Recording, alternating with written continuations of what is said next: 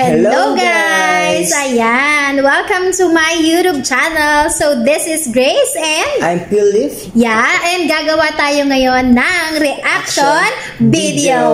Okay, samahan nyo kami kasi gagawa tayo ng reaction video natin para sa Naruto Season 1. So ayan, so without further ado, let's get into the video. So, yan. Si Froggy.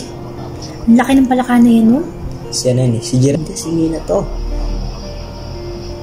Si Mina to ba? May-ari kay Jiraiya before? Ano siya? Parang ano siya? Yung trainer niya. Si ano? Ayan, si Naruto. Ano si Naruto? Pakita na. Ang may walong buntot. So talaga ako tawa ng tawa. Ito talaga, napaka naganda ng anime na to. Kasi paborito ko talaga yung anime na to. Hindi ako makaget over dito.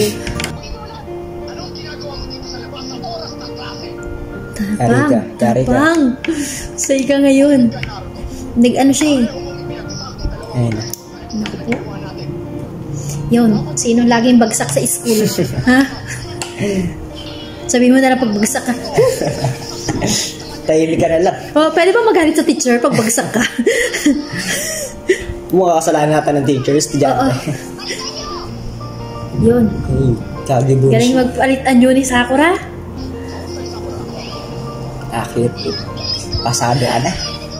Grabe talaga si Sakura nga ba yan, di ba? Si Sakura kasi meron siyang yung anino niya. Nagsasalita yung ano yan, sa mind niya yun, di ba? Ano siya? Uy, suabe. Ang suabe ng ni Sasuke, away. Malakas Ang pagkakagawa ng anime na yan, no? Ang ganda ng animation niya. Sobra. May exaggerate siya ng konti. Ay, nalilinis na. Hindi niya yata alam na tatay niya si Mina to. Hindi pa niya alam yun. Hindi niya alam na tatay niya si Mina to. Pero yun yung unang proud na proud siya kay Mina to, di ba? Aray, lakas ng tiwala sa sarili. Ako na ba to? parang ako yata to. Naruto ako ba ito? Naruto na sa akin yata yung mo, lakas ng tiwala sa sarili.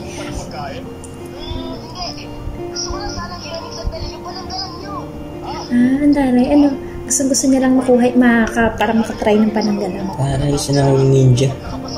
Pero kahit wala siyang kahit wala yung mga magulang niya, nag-iisa siya. Parang hindi siya yung parang masama yung ugali niya. Pero gumano siya, na parang nailap siya sa tao kasi parang tingin sa kanya, halimaw. Hindi naman niya alam yun eh. Wala lang siyang alam. Pero mahirap yung dadaanan yan, tayo mo nagbata. Walang makaintindi sa kanya kahit mga kaklase niya. Yung may pangako na sa kanya na kailangan niya maipasa yung exam. Tapos, yung pinaka hindi niya pa kaya yung gagawin. Sa club. Ayun na. Kailangan mo magawa. Taas na confidence niya. Ayun na. Ipon na ng aura. Ang daming aura na nalabas. Pero at least hindi naman siya yung tipo ng tao na parang lungkot na lungkot sa sarili. Hindi din na daw sa kasi may may pangarap siya maging Hokage. Oo, ang taas na pangarap niya eh, Hokage. Taas talaga kasi mataas na posisyon yun. Oo, yung pinakamataas na posisyon talaga ng magiging ninja yung pag gusto makuha. Pang ilang Hokage ba yung gusto niya? Yung susunod na Hokage yung gusto niya eh. Sunod kay ika-4 yata. Pero sa iba't ibang lugar din may iba't ibang tawag. Sa Konoha kasi, Hokage. Pero pag sa mga ibang lugar, meron silang Raikage, mga ganun. Sa ibang bahay. Ay, oo, kasi dun sa lugar ni parang ni Gaara. Raikage yung kanila. Sa Konoha, Hokage talaga yung tawag sa amin. Pero para sila ng sitwasyon. Kaya yun ang nakikita niya kay Naruto. Ang galing, no? Meron ding mga tao na makakaintindi sa sitwasyon mo. Kung hindi ka man maintindihan ng circle mo, meron ding tao na talagang nakaintindi sa pinagdaraanan mo. Yung mga tao talaga yun. Ang galing lang. Hindi naman sa lang siya, parang hindi lang naman siya anime. May matututunan ka din sa kanya. Kailangan lang talagang kuhanin yung lesson niya.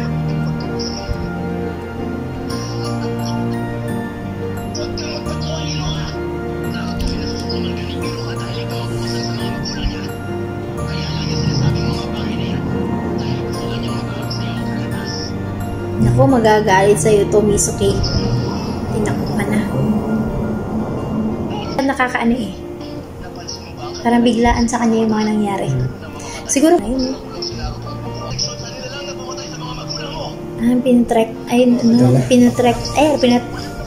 Pinotrek-tektahan. Basta Yeah. Ba't ganun? nabubulol na. Pinotrek, Pinotek. ano na? Prino. Prinotektahan. Yan. O, diba? Prinotektahan lang niya. Prinotektahan lang niya si Naruto ng oras na yun. O, diba? Nakakabulol, ha?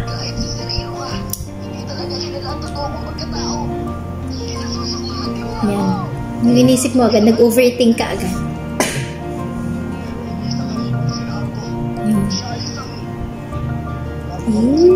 Nabuo ang pag-ibig kay Naruto.